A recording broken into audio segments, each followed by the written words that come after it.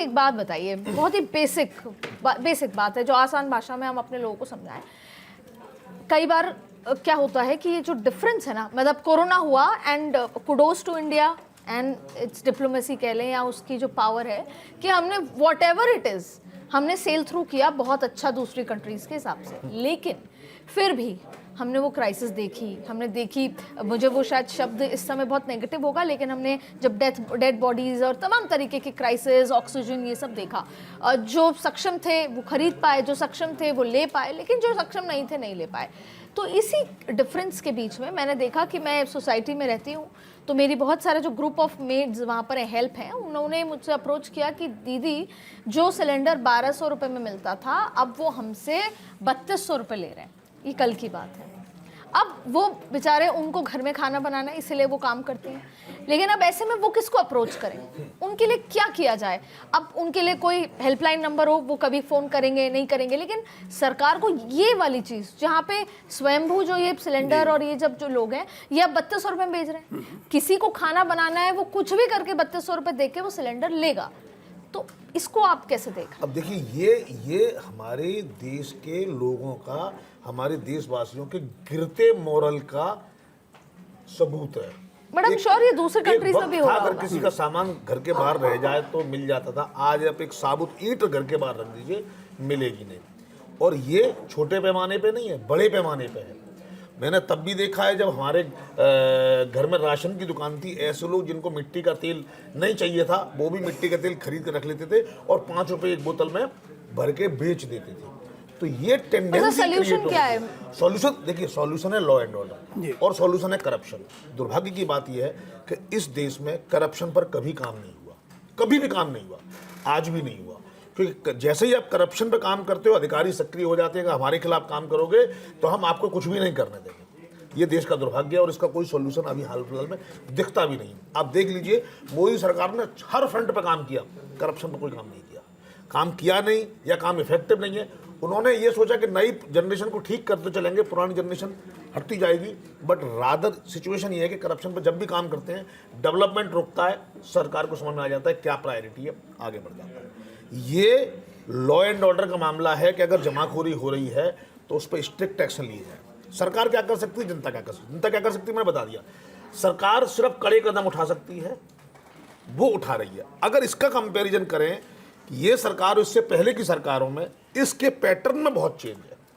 अगर हम नोटबंदी को देखें या कोविड को देखें या आज देखें या और भी किसी टाइम पे देखें, सरकार जल्दी से एक्शन लेती है, जल्दी से नोटिफिकेशन जारी करती है, जल्दी से एक्शन लेती है। इस मामले में चाहे कोई रेल दुर्घटना हो या कुछ भी हो, सरकार तुरंत एक्शन में आती है, तुरंत काम करती है। मैं समझता हूँ ये सबसे बड़ा बात है। ये बात ठीक है, अगर किसी को 1500 का 1200 का सिलेंडर 3200 का मिलता है उसके लिए तो ये मुश्किल है, उसे कर्ज करके लाना पड़ेगा, पर वो करना ही पड़ेगा।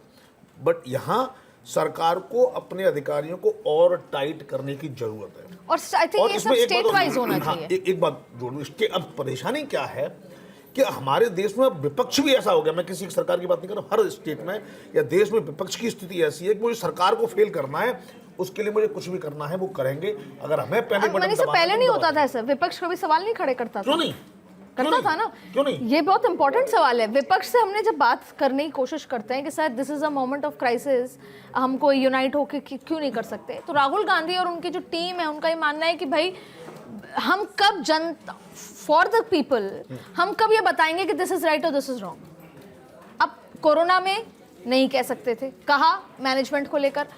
ये अजिताभ सर आप इसका जवाब दीजिएगा। दूसरा, अगर ये जो ऑपरेशन सिंदूर हुआ उनमें उन्होंने जो सवाल उठाए, उस वक्त हमने उनके नेशनलिज्म पर सवाल खड़े किए। अब अगर कल राहुल गांधी ने 2.5 मिनट ही बोले पर उन्होंने बहुत सारे सवाल उठाए, फॉरेन पॉलिसी पर भी सवाल उठाए, स्ट्रेटजी पर उठाए, पीएम कॉम्प्रोमाइज, तमाम तरीके की बात की, क्या उनको करनी चाहिए या नहीं। अगर करनी नहीं चाहिए तो फिर बतौर विपक्ष वो अपनी जिम्मेदारी कैसे निभाएंगे, और अगर करनी चाहिए तो फिर लोग उनको कहते हैं कि ये नेशनलिज्म पर सवाल है, उनके पैट्रियोटिज्म पर सवाल है, और ही इज क्रिएटिंग पैनिक। देखिए अदिति जी, विपक्ष की भूमिका बहुत महत्वपूर्ण है, और दुर्भाग्य से जो इंडिया और दूसरे देशों से अगर कंपेयर किया जाए, खास करके वेस्ट के जो देश हैं या जापान वगैरह, कोरिया से आप बात करें, एक रिस्पॉन्सिबल विपक्ष का होना बहुत ज़रूरी है। सिर्फ just for the sake of opposing something ये नहीं होना चाहिए। इंडिया में चाहे जो भी पार्टी हो, विपक्ष और पक्ष दोनों की मैं बात कर रहा हूँ, इस तरह की वारदात ज़्यादा होती है कि बस पब्लिक के पास किसी तरह से मुद्दा बनाया जाए और उस पर एक क्रिएट किया जाए इशू आउट ऑफ नथिंग।